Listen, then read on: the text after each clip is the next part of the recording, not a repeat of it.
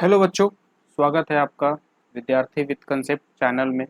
तो पिछले वीडियो में हम लोग एक्सरसाइज 1C कंप्लीट किए थे, जिसमें हम डेसिमल एक्सपेंशन के बारे में समझे और आर एस अग्रवाल के जितने भी एग्जाम्पल हैं उन सबको हम समझने की कोशिश किए और एग्जाम्पल भी और एक्सरसाइज भी बनाए। आज के इस वीडियो में हम उससे आगे बढ़ेंगे। तो आज हमें इरेशनल नंबर के बारे में पढ़ना है। रेशनल नंबर को आप कैसे डिफाइन करते थे कि जिसे हम पी बाई क्यू में लिख सकते हैं, उसे रेशनल नंबर कहते हैं। इरेशनल नंबर क्या होगा जिसे हम पी बाई क्यू के फॉर्म में नहीं लिख सकते। रेशनल नंबर को एक और क्या तरीका था एक्सप्लेन करने का, एक और क्या था डिफिनीशन था, तो कि उसका decimal expansion non terminating, repeating and terminating होगा, तो उसे हम रेशनल नंबर कहेंगे। तो उसी तरह से इरेशनल नंबर को हम डिफाइन कर सकते हैं कि जिसका decimal expansion non terminating, non repeating हो। ठीक है, उसे हम इरेशनल नंबर कहते हैं। कोई भी नंबर जिसका decimal expansion non terminating, non repeating है तो वो इरेशनल नंबर है।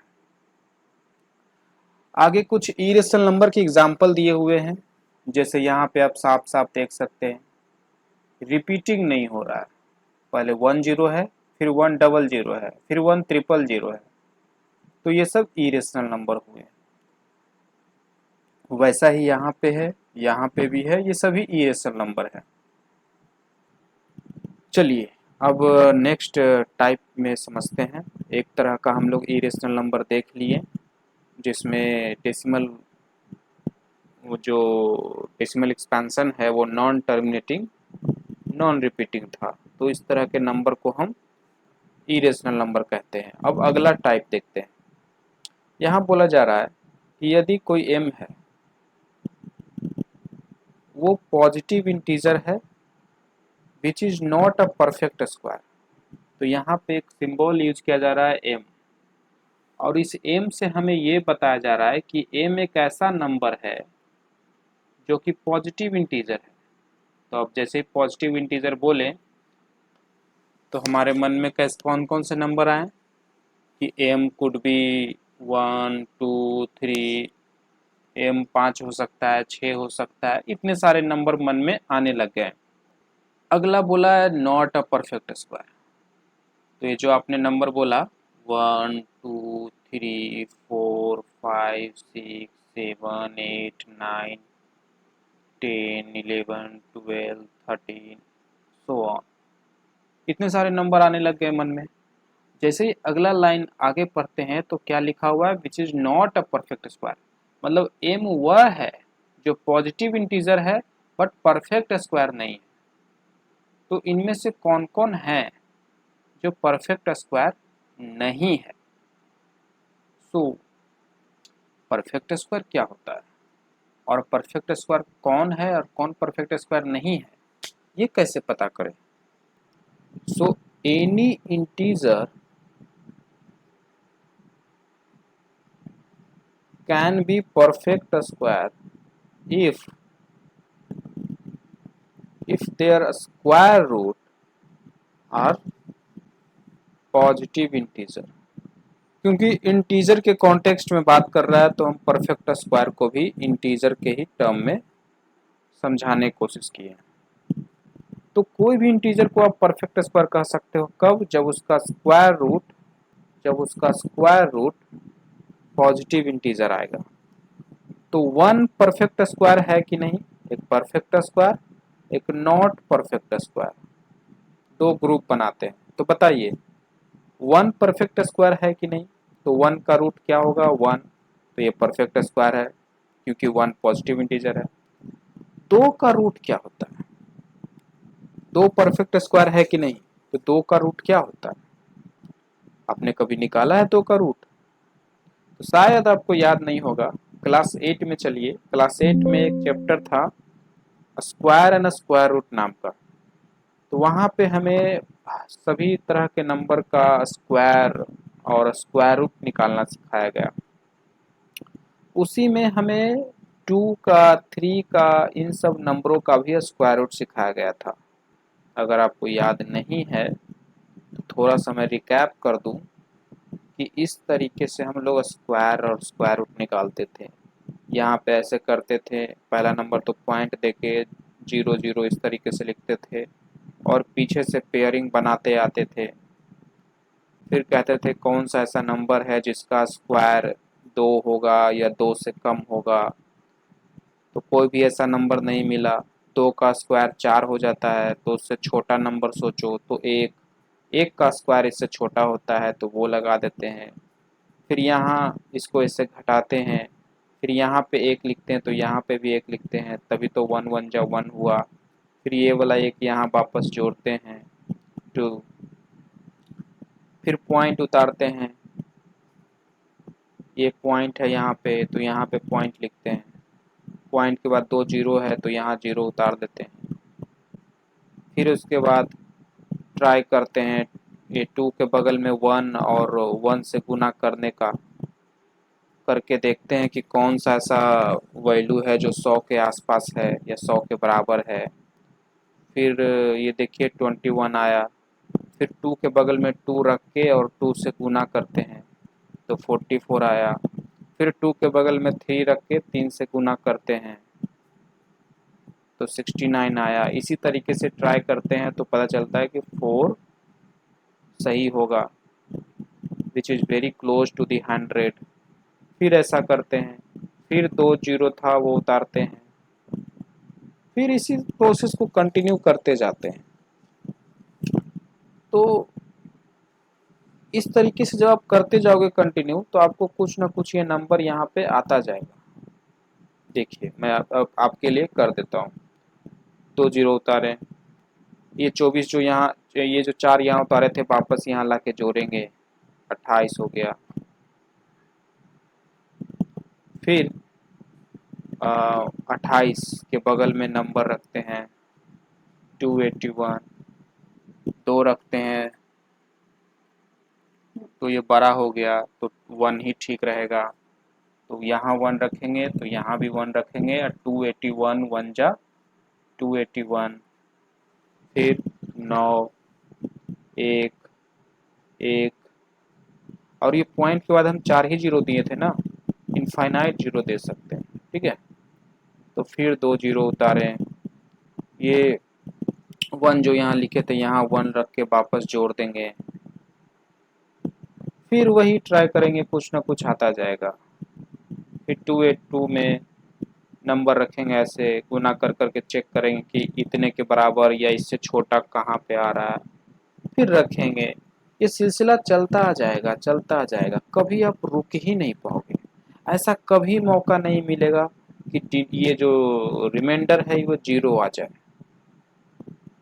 तो इस तरीके से जो 2 का जो हम स्क्वायर रूट निकालें वो हमें क्या आया, 1.414 कुछ कुछ आता जाएगा। ये मत सोचिए कि 41 फिर अगला 4141 फिर अगला ऐसे 4141 आएगा, ऐसा नहीं होता है, कुछ अलग नंबर आता है। देख सकते हैं 2 का रूट क्या आ रहा है, 1.4142135623709309, कहीं भी आपको रिपीटिंग नहीं दिख रहा है और ये ऐसे ही बढ़ता जाएगा, इसलिए हम इसे नॉन टर्मिनेटिंग कहते हैं। तो 2 is not a perfect square. इसी तरीके से 3 5 and 4 is a perfect square, क्योंकि 4 का रूट 2 होता है which is a positive integer. So I hope आपको समझ में आ गया होगा कि what is positive integer and what is not a positive integer, sorry what is perfect square and what is not a perfect square. Okay, तो हम लोग यहाँ पे समझ लिए हैं क्या होता है परफेक्ट स्क्वायर, क्या नहीं होता है परफेक्ट स्क्वायर। अब वापस हम अपने एम पे आते हैं कि एम मेरा एक पॉजिटिव इंटीजर था जो कि not a perfect square, not perfect square. तो वैसे वैसे एम, अब आपको एम जैसे ही बोलेंगे तो अब आपको वैसा वैसा ही नंबर माइंड में आएगा जो पॉजिटिव होगा और परफेक्ट स्क्वायर नहीं होगा। मतलब 1 आए होंगे माइंड में, 2 आया होगा, 3 आया होगा, 5, 6, 7, 8, 9 परफेक्ट स्क्वायर है, 10, 11, 12, 13, ये सभी number. Okay, now so these number, अब देखिए m एक पॉजिटिव इंटीजर है और परफेक्ट स्क्वायर नहीं है, तब उस m का रूट निकालेंगे तो जो नंबर आएगा इज कॉल्ड इरेशनल नंबर। अभी हम वही किए है ना, ध्यान दिए होंगे कि ये 3, इसका रूट निकालेंगे तो ये, इसका रूट करेंगे तो ये हम इरेशनल नंबर कहेंगे। क्यों क्यों कहेंगे? क्योंकि इसका decimal expansion non terminating non repeating होता है, और हम लोग डिफिनीशन में अभी भी पढ़े कि इरेशनल नंबर जिसका डेसिमल एक्सपेंशन ये हो। तो इस तरीके से हम कहते हैं कि these number are irrational number. Type 3, यदि ये पॉजिटिव इंटीजर है और परफेक्ट क्यूब नहीं है, तब वही कहानी, ये जैसा जो कहानी स्क्वायर के लिए था वही क्यूब के लिए। परफेक्ट क्यूब किसे कहते हैं? तो जैसे परफेक्ट स्क्वायर में जिसका रूट निकालने पे एक पॉजिटिव इंटीजर आ जाए, है ना, उसे परफेक्ट स्क्वायर कहते हैं। वैसे ही परफेक्ट क्यूब जिसका रूट क्यूब निकालने पे, क्यूब रूट करने पे परफेक्ट इंटीजर, एक इंटीजर आ जाए। ओके, तो बताइए आप इसमें से देखिए तो कौन कौन परफेक्ट क्यूब है। तो फिलहाल इसमें ऐसा कोई भी नंबर नहीं है जो परफेक्ट क्यूब है। हाँ, 8 है। 8 का क्यूब रूट निकालोगे तो 2 आएगा, तो 8 आपका परफेक्ट क्यूब है। और सब ये 4 भी आपका परफेक्ट क्यूब नहीं है, 8 परफेक्ट क्यूब है। ओके, तो जो जो परफेक्ट क्यूब नहीं है उनका क्यूब रूट निकालोगे तो आपको इरेशनल नंबर मिलेगा। ठीक है, अगला स्टेटमेंट क्या है टाइप 4, कि पाई एक इरेशनल नंबर है, जबकि 22/7 एक रेशनल नंबर है। और पाई को 22/7 मत समझिए, pi is not equal to 22/7, pi is approximately equal to 22/7। This is not the exact value of pi. 22/7 is not a value of pi, it is approx value of pi. सो पाई का जो value होता है वो उसका decimal expansion ऐसे ही बढ़ता जाता है, नॉन टर्मिनेटिंग नॉन रिपीटिंग। तो इरेशनल नंबर को पहचानने का एकमात्र तरीका है कि उसका डेसिमल एक्सपेंशन देख लो कैसा है। अब हम आगे पढ़ते हैं, कुछ थ्योरम पढ़ते हैं। ठीक है, तो यहाँ लिखा हुआ है let P be a prime number, कोई एक प्राइम नंबर है जिसे पी से लिखा जा रहा है, and A be a integer, positive integer. P क्या है? एक प्राइम नंबर है। आप जितने भी प्राइम नंबर सोच रहे हैं मन में वो सभी को हम पी से लिख रहे हैं, और जितने भी पॉजिटिव इंटीजर होते हैं उन्हें हम ए से लिख रहे हैं। ठीक, अब यहाँ कंडीशन दिया है, कंडीशन क्या दिया है कि यदि A square, if P divides A square, it means यहाँ पे कौन डिवीजर है और कौन डिविडेंट है, आप जरा बताइए। तो इसमें डिवीजर, डिवीजर का मतलब होता है डिवाइड करने वाला, डिवीजर का मतलब होता है डिवाइड करने वाला। जैसे कहते हैं ना मेकर, मेकर का मतलब होता है बनाने वाला, है ना। और भी इस तरीके से जिस जिस जिस वर्ड में अर लगा होता है उसे हम वाला लगा देते हैं लास्ट में, बनाने वाला, ईटर खाने वाला, मैन ईटर आदमी खाने वाला, फ्रूट ईटर फल खाने वाला, है ना। तो यहाँ पे भी अर लगा दिए। वैसे यहाँ पे भी डिवीजर मतलब डिवाइड करने वाला। तो यहाँ पे कौन है डिवाइड करने वाला? तो यदि P डिवाइड्स, डिवाइड्स मतलब डिवाइड करता है किसको? ए स्क्वायर को, है ना। डिवाइड के साथ एस लगा हुआ है ना। जैसे लिखते हैं राम ईट्स, तो इसका मतलब क्या होता है? राम खाता है। वैसे ही यहाँ लिखा हुआ है p डिवाइड्स, मतलब p भाग करता है ना, लास्ट में ता लगेगा ना। किसका भाग करता है, किसको बांटता है। भाग मतलब बांटना, भाग करना मतलब बांटना। तो यहाँ p भाग करता है किसका, ए स्क्वायर का। मतलब ए स्क्वायर को टुकड़े टुकड़े में तोड़ रहा है, छोटे छोटे पार्ट में बांट रहा है।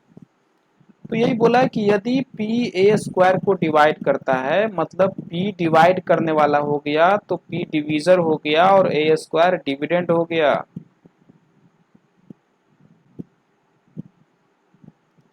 बात समझ में आई ना। तो यहाँ पे हम ऐसे लिख सकते हैं, इसमें बताइए कहाँ पे डिविडेंड को लिखें, कहाँ डिवीजर को लिखें। तो यहाँ डिवीजर लिखाता है और यहाँ डिविडेंड।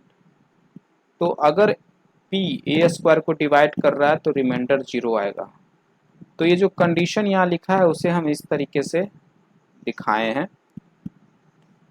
तो यदि ए स्क्वायर को p डिवाइड करता है तब शो करिए कि p a को भी करेगा। तो शो करना है हमें कि p a को भी करेगा डिवाइड। क्या ये जरूरी है? अगर ये है तो क्या ये भी होना जरूरी है? ये हमें प्रूफ करना है। और जाहिर सी बात है, शो करने के लिए बोला है, प्रूफ करने के लिए बोला है, तो ऐसा सच में होता होगा, तभी तो बोला है। अनहोनी चीज को क्यों बोलेगा करने के लिए? हाँ, हम लोग को नहीं मालूम है, ये अलग बात है। हम लोग इस तरह से कभी नहीं सोचे हैं। पर ठीक है, तो शो करने से पहले थोड़ा खुद से जान लेते हैं, खुद को पता कर लेते हैं कि ऐसा सच में होता है, और फिर उसके बाद शो करेंगे। ओके, क्या आप मेरे साथ हैं? समझ में आ रही है आपको बातें? तो पहले खुद को समझा लेते हैं। तो जैसा जैसा बोला है ये उस कंडीशन को फुलफिल करते हैं और फिर देखते हैं कि ये पॉसिबल है कि नहीं। ठीक, तो कोई एक प्राइम नंबर ले लो। पहले बोला है एक प्राइम नंबर, तो एक प्राइम नंबर ले लिए 5। फिर आगे बोला है कि पॉजिटिव इंटीजर ले लीजिए, कोई एक पॉजिटिव इंटीजर ले लीजिए।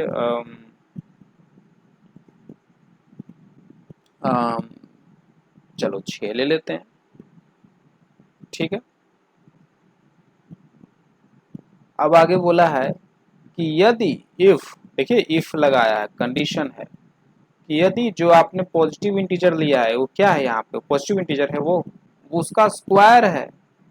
तो मतलब यदि ये p उस जो नंबर जो लिए हैं आप उसके स्क्वायर को डिवाइड करता है तो उसके उस a को भी करेगा।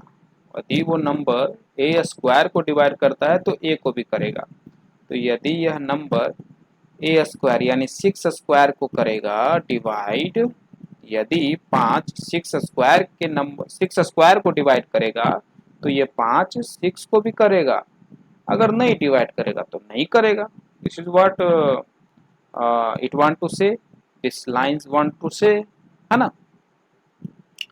तो क्या 5 6 के स्क्वायर यानी 36 को डिवाइड करता है?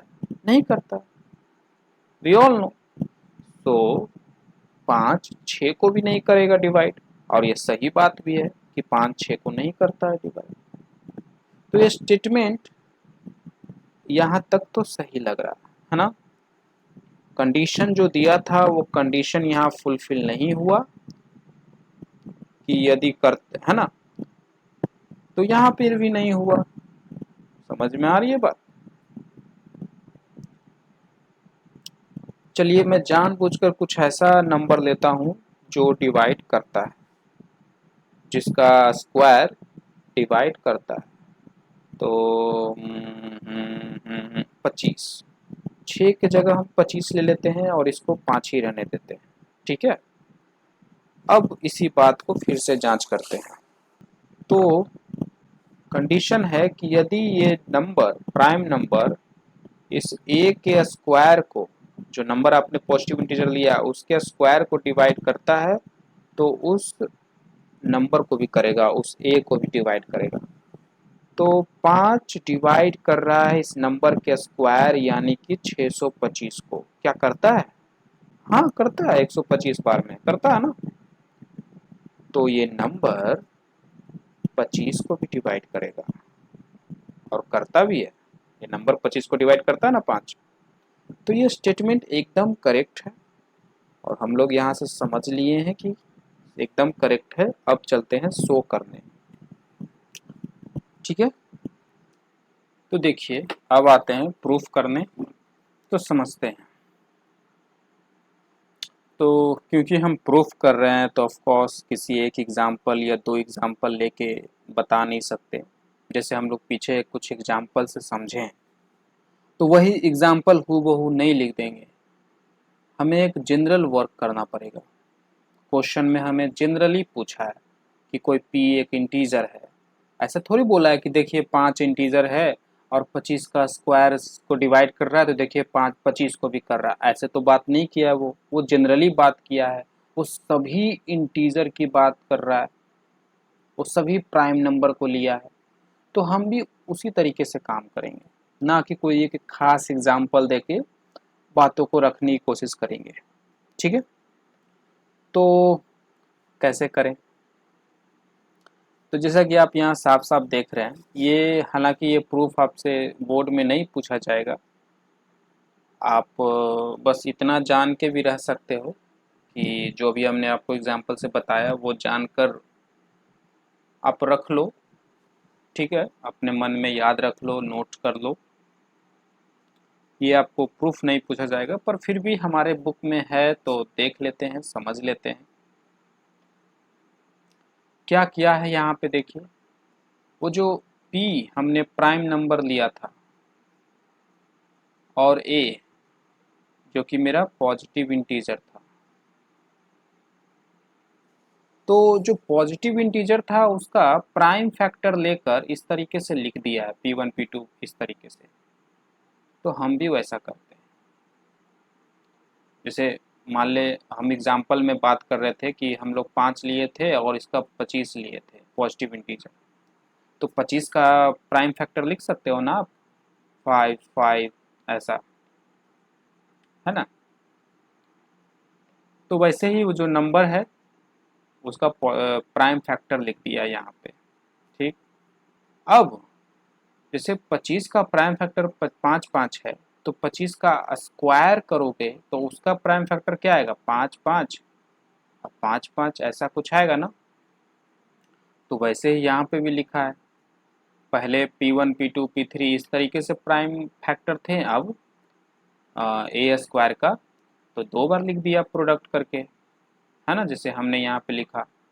फिर इसको वापस ऐसे भी लिख सकते हैं जो कि यहाँ पे किया भी है ना। अब आगे बोला है now p divides A square, ये जो 5 है इस ए स्क्वायर यानी कि 25 के स्क्वायर को डिवाइड कर रहा है ना। हाँ कर रहा है, सही बात है।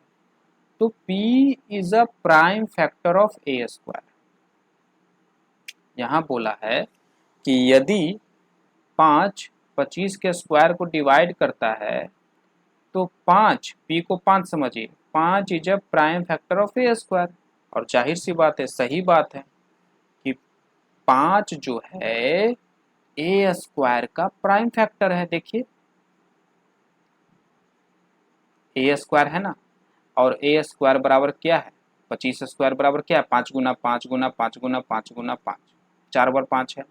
तो 5 है ना प्राइम फैक्टर 25 के स्क्वायर का।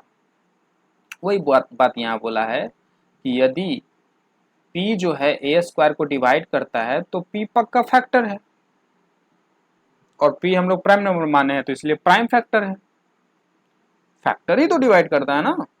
ओके, तो p अगर प्राइम फैक्टर है तो ये p1 p2 ये सब कौन है? ये भी सब भी तो प्राइम फैक्टर ही है ना। तो p must be one of them, इनमें से कोई एक नंबर पक्का p होगा। यानी कि 5 25 के स्क्वायर को डिवाइड करता है तो 5 इज अ प्राइम फैक्टर। तो ये सब क्या है? ये सब क्या है? ये भी तो प्राइम फैक्टर है। तो 5 पक्का इनमें से कोई एक होगा, और है भी, दिख भी रहा है साफ साफ। नाउ तो 5 पक्का p के फैक्टर होंगे, है ना। 25 स्क्वायर का फैक्टर है और 5 25 का भी फैक्टर है। यही बात को जो बात है वो लिखता गया है यहाँ पे। और इसलिए 5 जब 25 का भी फैक्टर है तो 5 25 को भी डिवाइड करेगा। समझ में आई बात। P1 P2 P3 का एक वन ऑफ देम है ना। P1 P2 P3 में से कोई एक है P, तो P1 P2 P3 तो एक का फैक्टर है, ए का फैक्टर है, तो इसका मतलब P ए को भी डिवाइड करेगा। बहुत सूक्ष्म बात है, बहुत डेप्थ वाली बात है। मैं आपको इसलिए ये बता रहा हूँ ताकि आपके माइंड का ट्रेनिंग हो, आप कॉम्प्लेक्स चीज़ों को समझने के आदी हो जाए। ठीक है, हालांकि एग्जाम में नहीं आएगा बट इसे समझने की पूरा जोर तोड़ कोशिश करिए। ठीक है, तो P डिवाइड्स A, इस प्रकार P divides A square then P divides A। Okay, ये चीजें जो भी हमने सीखा ऐसे ही बेफाजुल नहीं सीखा। पहला तो हमारे माइंड का भी अच्छा खासा एक्सरसाइज हो गया। इस तरह के काम बहुत कम ही करने को मिलते हैं। मोस्ट ऑफ द टाइम हम लोग एग्ज़ाम सेंटर्ड होकर पढ़ाई करते हैं। दूसरा, ये पढ़ने से हमें एक फ़ायदा मिला कि जो ये आगे क्वेश्चन करेंगे उसमें कुछ काम आएगा। Note this whole things but only the statement, the proof, the lemma, जो भी हम लोग देखे थे कि यदि ये वाला स्टेटमेंट, ये प्रूफ जो भी हम लोग किए, ये स्टेटमेंट काम आएगा। तो कुछ क्वेश्चन की बारी है अब। तो सबसे पहला क्वेश्चन है कि प्रूफ करिए कि √2 मेरा इरेशनल नंबर है। तो हम लोग ऑलरेडी अभी थोड़ी देर पहले भी प्रूफ किए थे। 2 का स्क्वायर रूट निकालें तो देखिए कि decimal expansion non terminating non repeating आ रहा है। और इरेशनल नंबर का डिफिनीशन ही है कि जिसका decimal expansion non terminating non repeating होगा वो इरेशनल नंबर होगा। तो yes, it is irrational number. एक ये तरीका है करने का, है ना। दूसरा तरीका जो यहाँ पे हमें ये देख रहे होंगे आपको दिखाया गया है ऐसा सॉल्यूशन इतना बड़ा, वो है, तो वो सीखते हैं। तो √2 को इरेशनल नंबर प्रूफ करना है, तो ये जो तरीका अपनाया है कॉन्ट्राडिक्शन मेथड है। जैसे कोई चोर है और हमें बोला जाए कि प्रूफ करो कि ये चोर नहीं है, साबित करो, साबित करो कि ये चोर है। तो कैसे साबित करेंगे? मान लेंगे पहले कि ये चोर नहीं है और फिर उसके पॉकेट वगैरह को चेक करेंगे, और अगर मुझे चोरी किया हुआ सामान मिल जाए तब कहेंगे कि हालांकि हमने माना था कि ये चोर नहीं है पर पॉकेट में चोरी वाला सामान मिल गया है, इसलिए हमने गलत माना है। तो इसलिए मतलब कि ये चोर है। यही सेम काम हमें यहाँ पे करना है। हमसे पूछा गया है कि √2 प्रूफ करिए कि ये इरेशनल नंबर है। तो थोड़ी देर के लिए हम मान लेंगे लेट √2 बी और रेशनल नंबर, ऐसा कर लेंगे।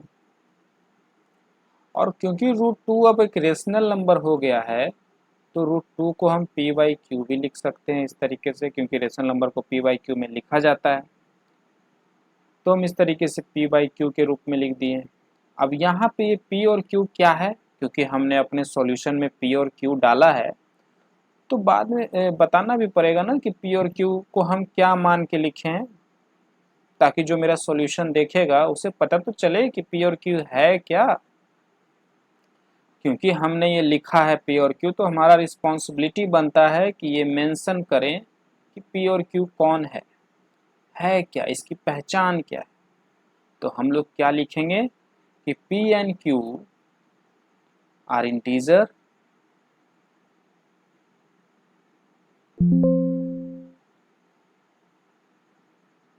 Having no common factor other than 1, या इतना सारा बात ना बोल के सिंपल ये लिख दें कि पी एन क्यू आर को प्राइम नंबर। को प्राइम नंबर आप जानते होंगे, जैसे 4 3, ये को प्राइम नंबर है क्योंकि इसका कॉमन फैक्टर 1 है। हालांकि 4 is not a prime number, but 4 and 3 is group, this group is a को प्राइम नंबर। ये पेयर जो है ये को प्राइम नंबर का पेयरिंग है। खैर, ये हो गया। अब दोनों तरफ स्क्वायर कर दो, स्क्वायर बोथ साइड। क्यों करे सर? तो जैसे हम लोग चोर को मान लिए थे कि चोर नहीं है और फिर चेक किए ना, तो ऐसे यहाँ पे भी कर रहे हैं, ये चेकिंग कर रहे हैं, कुछ ना कुछ यहाँ पे मैथमेटिकल काम कर रहे हैं, मैथमेटिकल ऑपरेशन लगा रहे हैं। और क्योंकि हमने गलत माना है तो आगे चलकर कहीं ना कहीं फंसेंगे। अगर हमने गलत माना है तो फंसेंगे जरूर, नहीं माने हैं गलत तो नहीं फंसेंगे। तो ये स्क्वायरिंग बोथ साइड करके हम कुछ काम कर रहे हैं, ऑपरेशन कर रहे हैं। ठीक है, तो दोनों तरफ स्क्वायर करेंगे तो ये हो जाएगा P square by Q square, और फिर इसको ऐसे लिख देंगे। अब देखिए, एक बात हम आपसे पूछते हैं, 8 बराबर 4 इंटू 2 लिख सकते हैं क्या? हाँ, लिख सकते हैं। आप बताइए यहाँ पे ये 4 8 का क्या लगता है? 4 और 8 का क्या रिलेशन है? 4 8 का क्या लगता है? तो 4 8 का फैक्टर लगता है। 4 8 का क्या है? फैक्टर है। और 8 4 का क्या है? तो 8 4 का मल्टीपल है और 4 8 का फैक्टर है। फैक्टर क्यों है? क्योंकि 4 8 को डिवाइड कर देता है। और 8 4 का मल्टीपल क्यों है? क्योंकि 4 में अलग अलग नंबर मल्टीप्लाई करके 8 लाते हैं, इसलिए 8 मल्टीपल है। मल्टीप्लाई करके 8 को लाया गया तो 8 मल्टीपल्स है। ओके, नाउ यही सेम कंसेप्ट यहाँ पे लगाइए। खैर, एक बार फिर से आपको टेस्ट ले लेते हैं कि आप ये बात समझे कि नहीं। 16 इज इक्वल टू 2 इंटू 8। अब बताइए 8 16 का क्या है? बताइए, फैक्टर है कि मल्टीपल है? 8 कौन है? 16 का, तो फैक्टर है। और 16 क्या है? 2 का। 2 का क्या है? तो 16 2 का मल्टीपल है, क्योंकि 8 मल्टीप्लाई करके लाए हैं 2 में। अच्छा, 2 क्या है 16 का? तो 2 डिवाइड कर देता है 16 को ना, तो फैक्टर है। खैर, अब यहाँ पे आते हैं। Here P's are positive integer और उसका स्क्वायर, कुछ दिख रहा है आपको? पी हमारा इंटीजर है और उसका स्क्वायर किए हैं। So this P square is divided by 2 ना, and 2 is our prime number. कुछ याद आ रही है बात? मतलब मेरा प्राइम नंबर एक पॉजिटिव नंबर के स्क्वायर को डिवाइड कर रहा है। याद है? थोड़ा सा डिफरेंस है, वहाँ पे हम लोग प्राइम नंबर को पी से लिखे थे, यहाँ पे पॉजिटिव इंटीजर को पी से लिखा हुआ है। इसलिए ये बुक जो सॉल्यूशन बनाया है वहाँ पे पी वाई क्यू ना लिख के ए बाई बी लिखा है। खैर, आपको कंसेप्ट समझ में आया है तो आप मेरी बात को समझ सकते हैं कि यहाँ प्राइम नंबर एक पॉजिटिव नंबर के स्क्वायर को डिवाइड कर रहा है ना। 2 is what? 2 is a factor ना। अभी अभी हमने बात किया 4 इज अ फैक्टर ऑफ 8, वैसे ही 2 is a factor of P square, ऐसा लिख सकते हैं। And 2 is a prime number and P square is a positive number का square. So 2 divide P square, then 2 P को भी डिवाइड कर सकता है ना। यहाँ लिखेंगे here 2 divides P square, then 2 also divide p, divide P, ये बात हम कहाँ से लिखें, उस थ्योरम से। अगर वो थ्योरम ना समझे होते तो यहाँ पे आप बात नहीं समझते, बस रट लेते। ठीक है ना। अच्छा, अब आगे और बढ़ते हैं। अभी तक हम लोग नहीं फंसे हैं, फंसेंगे, जरूर फंसेंगे। यहाँ पे एक बात हमने देखा कि P जो है 2 से डिवाइड हो रहा है, तो करो डिवाइड बाई। 2 से डिवाइड हो रहा है तो पक्का रिमाइंडर 0 आएगा। कुछ times for example C times divide हो गया। अब इस बात को हम ऐसे लिख सकते हैं क्या, P बराबर 2C लिख सकते हैं ना, रिमाइंडर 0, 2C प्लस 0। अब ये P का वैल्यू ले जाके इस फर्स्ट इक्वेशन में डाल दो, तो क्या हो जाएगा, P के जगह 2C रखोगे तो 2C स्क्वायर बराबर 2Q स्क्वायर, 4C स्क्वायर बराबर 2Q square, C square 2C square बराबर Q स्क्वायर, ऐसा हो जाएगा ना। ये कटेगा 4 और 2। अब यहाँ से फिर से हम बोल सकते हैं कि 2 is a factor of Q square, वही बात।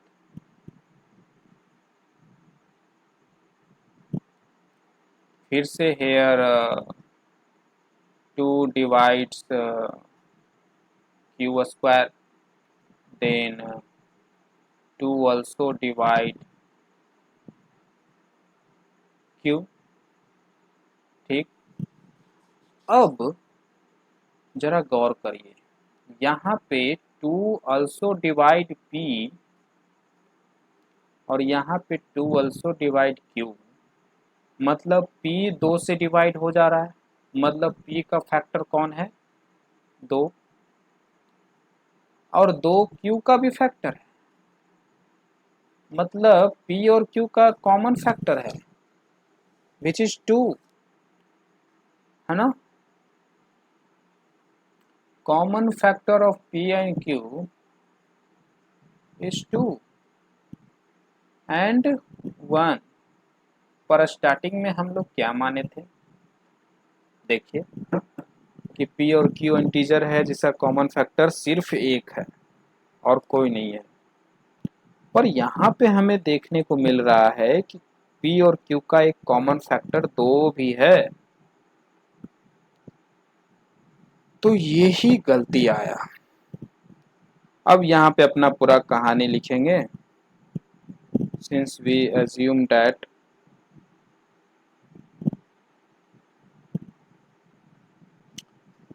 P and Q have no common factor other than 1,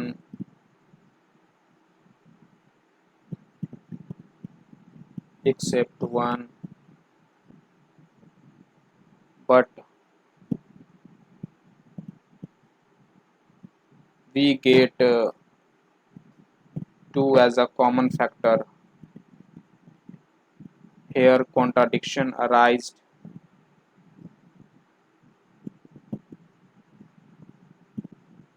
है ना, contradiction arise हुआ ना। So we will say that root 2 is a हाँ, यहाँ पे ऐसे बोलें कि here contradiction is arised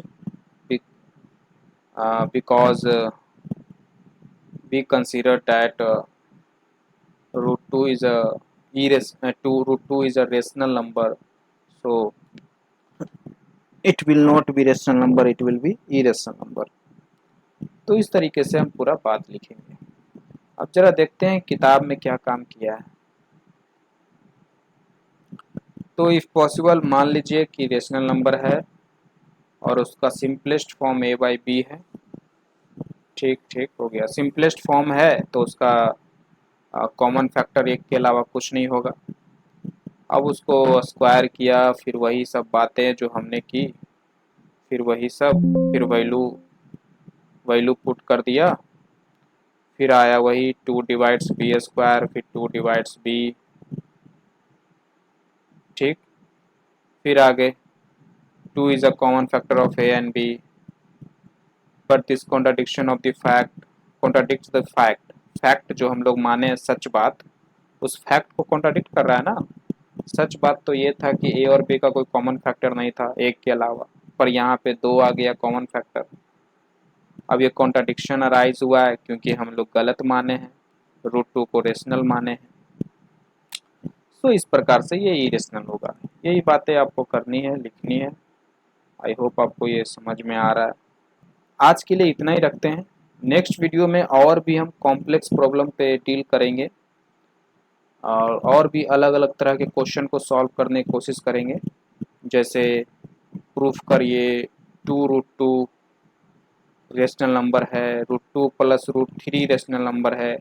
इस तरह के नंबर को देखेंगे, सॉल्व करेंगे और एक्सरसाइज 1D भी सॉल्व करेंगे। 1C, D तो इसी में देखेंगे और आगे भी देखेंगे, 1E भी देखने की कोशिश करेंगे। ठीक है, तो मिलते हैं नेक्स्ट वीडियो।